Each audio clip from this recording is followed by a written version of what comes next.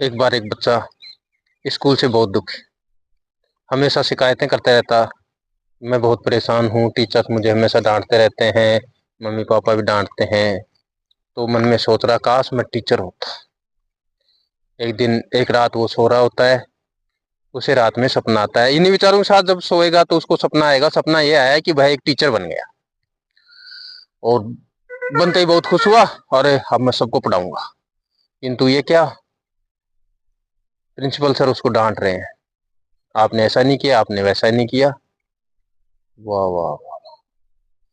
फिर उसने विश की मैं प्रिंसिपल होता तो अच्छा होता। फिर वो प्रिंसिपल बन जाता है। सपना तो सपना होता है ना। अब प्रिंसिपल बनता है तो उसके ऊपर अभिभावकों का जोर, बहुत सारी शिकायतें, और ऊपर से अधिकारियों का की डांट फटकार। फिर उसने विश की कि मैं जिला शिक्षा अधिकारी होता।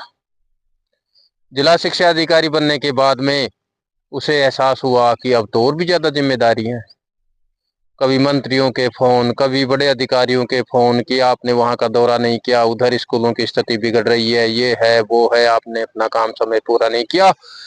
और जिला शिक्षा अधिकारी साहब दुखी हो गए और उसने प्रार्थना की, हे भगवान मैं तो स्टूडेंट सही था।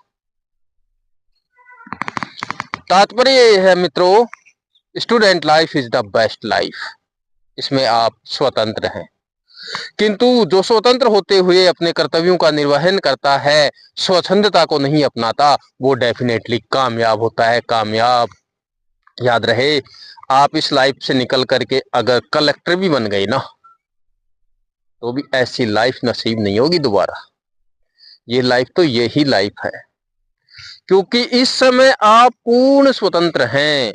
और इस स्वतंत्रता का यदि आपने नाजायज फायदा उठाया, अपने पेरेंट्स से नाजायज धन लिया, बहाने बना करके पैसे ऐंठे और उनका दुरुपयोग किया, तो संतान तो बच्चों तुम्हारे भी होने वाली है। याद रखना, child is the father of a man.